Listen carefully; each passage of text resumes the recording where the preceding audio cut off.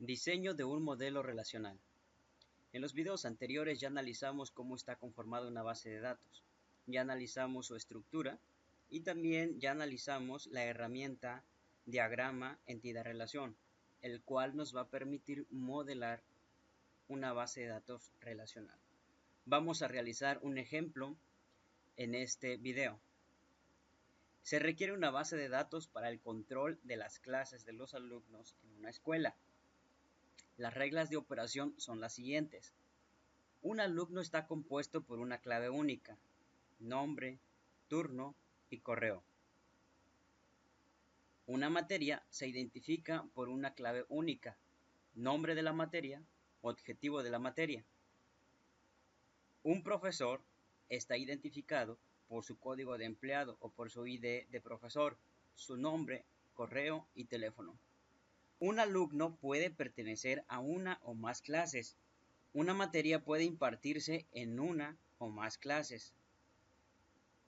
Un profesor puede atender una o más clases.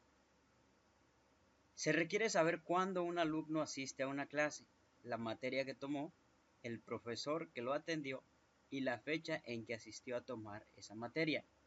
Nuestro trabajo ahora es identificar primeramente todas las entidades que vamos a necesitar, así como sus atributos.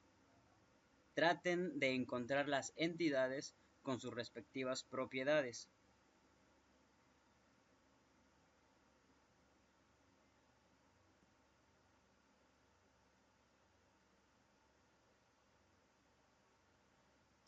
Seguramente ya analizaste varias entidades, o sea, ya localizaste varias entidades con sus respectivos atributos. Bueno, vamos a ver cómo quedaría esto. Este es el diagrama entidad-relación que resultaría de aplicar estas reglas de operación. ¿Cuántas entidades lograste identificar por tu cuenta? Seguramente más de una. Bueno, vamos a analizar cómo fue construido este diagrama entidad-relación. Lo primero que tenemos que hacer es identificar todas nuestras entidades con sus respectivos atributos. La primera regla de operación nos dice que un alumno está compuesto por una clave única. Tenemos que la entidad alumno se representa por un rectángulo, está compuesta por la clave del alumno, seguida por su nombre, su turno y su correo electrónico. Ya hemos identificado y ya hemos plasmado nuestra primera entidad. Nuestra primera entidad es alumno. Después dice que una materia se identifica por una clave única. O sea que vamos a tener una entidad materia igual un rectángulo que representa a la entidad materia con sus respectivos atributos. El primero, que es la llave primaria de materia, es la clave única. Aquí nos está diciendo. Después el nombre de la materia, nombre de la materia. Y por último, objetivo de la materia, objetivo de la materia. Nuevamente ya tenemos la entidad materia con sus respectivos atributos. Posteriormente nos menciona que un profesor está identificado por su código de empleado. Tenemos entonces una entidad profesor. Y este profesor debe de tener un atributo clave de profesor o clave de empleado, como ustedes quieran nombrarlo. Posteriormente nos dice que un profesor también contiene un nombre. Aquí está identificado su nombre, correo y teléfono. Y listo, ya hemos realizado nuestra tercera entidad, la entidad profesor, con sus respectivos atributos. Seguimos leyendo las reglas de operación y nos encontramos con que dice que un alumno puede pertenecer a una o más clases. Eso representa una relación, lo dejamos para más tarde. Una materia puede impartirse en una o más clases, una relación también. Un profesor puede atender una o más clases, también hace referencia a una relación, por lo cual también lo dejamos para después. Y en el punto 7 nos dice que se requiere saber cuándo un alumno asiste a una clase, la materia que tomó, el profesor que lo atendió y la fecha en que asistió a tomar esa materia. Esto nos suena a que vamos a requerir de otra entidad que se llame clase. Aquí tenemos la entidad clase. ¿Y qué va a contener esa clase, esa entidad clase? Bueno, la materia que tomó. Aquí está. clave de la materia que tomó. Posteriormente, profesor que atendió, profesor que atendió.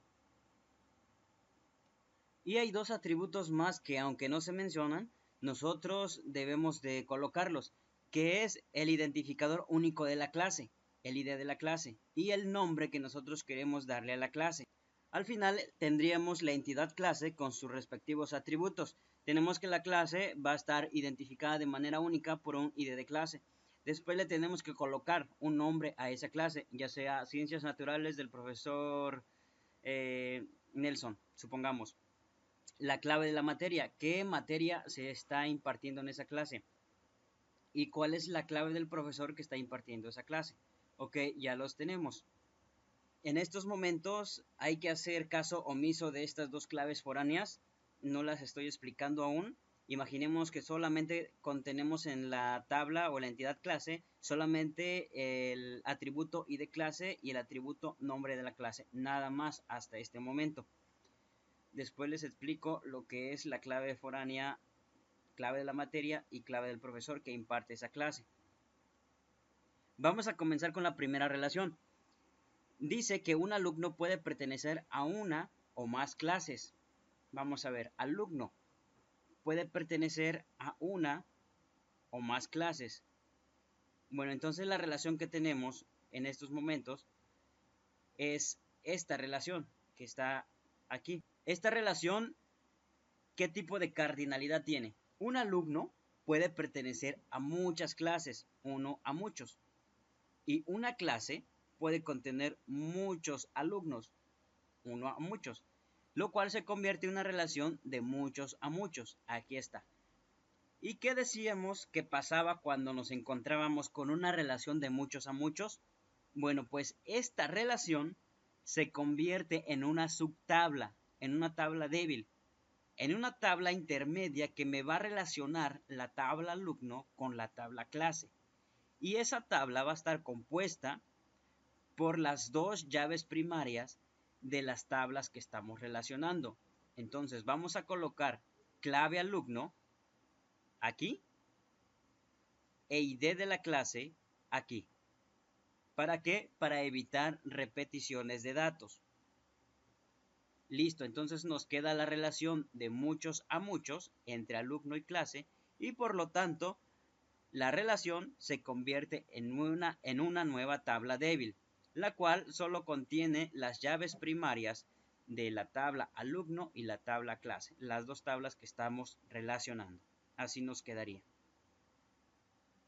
Ya tenemos nuestra primera relación, ahora vamos a ver la segunda relación que tenemos.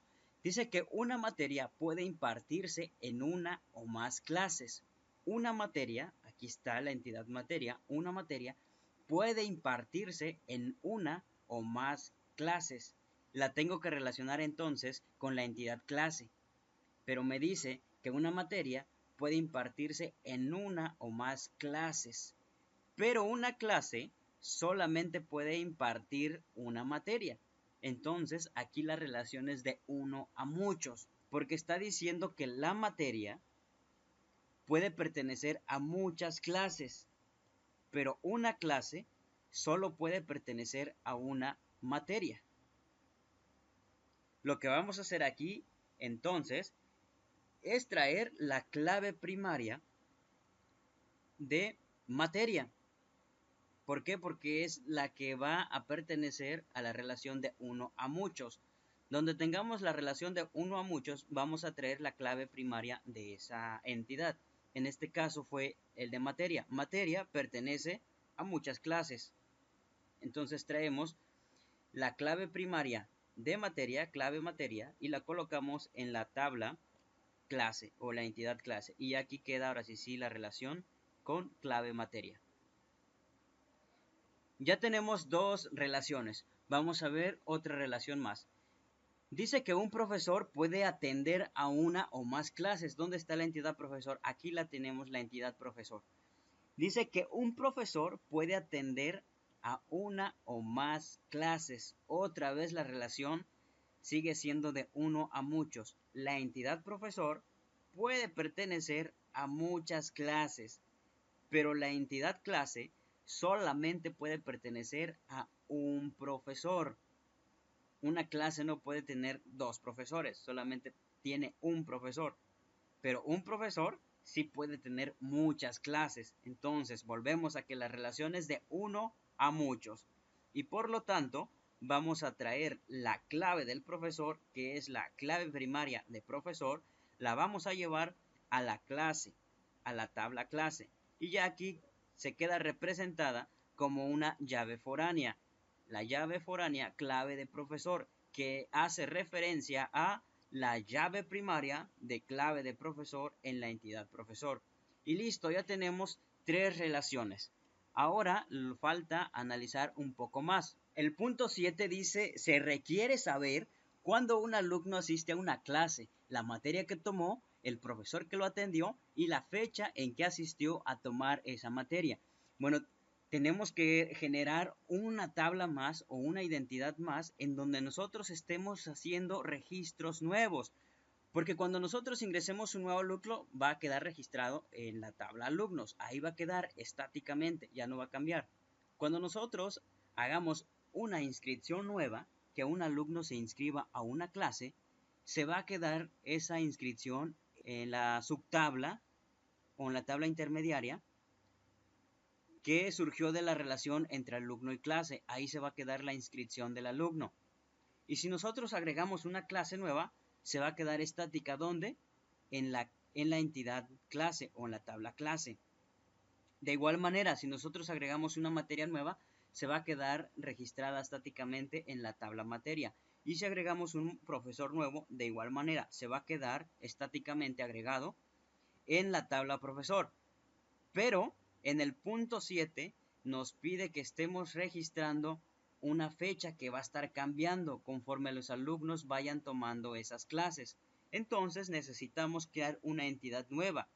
Yo le he puesto reg así class, que significa registro de asistencia a clases. ¿Y qué atributos se me ocurrieron? Bueno, pues lo que se me ocurre es esta tabla relacionarla directamente con la subtabla que surgió de la relación que hicimos entre alumno y clase y traer el ID de clase y la clave del alumno. ID de clase y clave del alumno. Lo vamos a traer a esta entidad, igual como llaves foráneas. Pero además le vamos a agregar el atributo fecha, que va a estar cambiando. ¿Cuándo va a cambiar? Bueno, cuando el alumno asista a la clase. Cuando el alumno asista a la clase, vamos a generar un registro nuevo. ¿Y qué es lo que vamos a traer de ese alumno? Bueno, va a ser el ID de la clase que tomó y la clave del alumno que tomó esa clase. O sea, la relación que está aquí la vamos a traer a esta tabla y además le vamos a agregar una fecha. En estos momentos ya vamos a tener la información que nos está pidiendo aquí. Ya vamos a tener la clase que tomó, la materia que tomó y el profesor que atendió la clase. ¿Por qué? Porque todo esto ya tiene la relación de estas entidades. Solamente lo estamos trayendo a esta clase. ¿Por qué no colocar la fecha en esta relación? Si nosotros colocáramos la fecha en esta relación, simplemente quedaría como estática y no nos sirve de nada. ¿Por qué no nos sirve? Porque nosotros queremos saber cuándo es que el alumno asistió a esa clase. Aquí estaríamos registrando la fecha en que el alumno se inscribió a la clase. Esa fecha estaríamos almacenando, pero no cambiaría esa fecha, ahí quedaría estáticamente. ¿Por qué? Porque solamente es un registro por alumno, ya no cambia. En este caso, en la tabla registros de asistencia a clases, sí va a haber repetición de alumnos, repetición de registros, perdón. ¿Por qué? Porque necesitamos registrar cada vez que el alumno asiste a una clase. Aquí sí puede haber repetición de alumnos. Aquí sí puede haber repetición de alumnos, pero es el objetivo de la tabla. Y ya no hay redundancia de datos. ¿Por qué? Porque estamos rellenando la tabla solo con claves foráneas, que hace relación a la información que ya tenemos en las otras tablas. Y bien, esto es lo que es un modelo relacional. Con este diagrama de entidad-relación ya generado, nosotros tenemos una base de datos completa con sus tablas y con sus relaciones. Ya podríamos pasarla a un gestor de base de datos utilizando un lenguaje denominado SQL. Bueno, eso lo vamos a ver en el siguiente video. Vamos a ver cómo pasar este diagrama a una base de datos real, ya utilizando el gestor de base de datos PostgreSQL.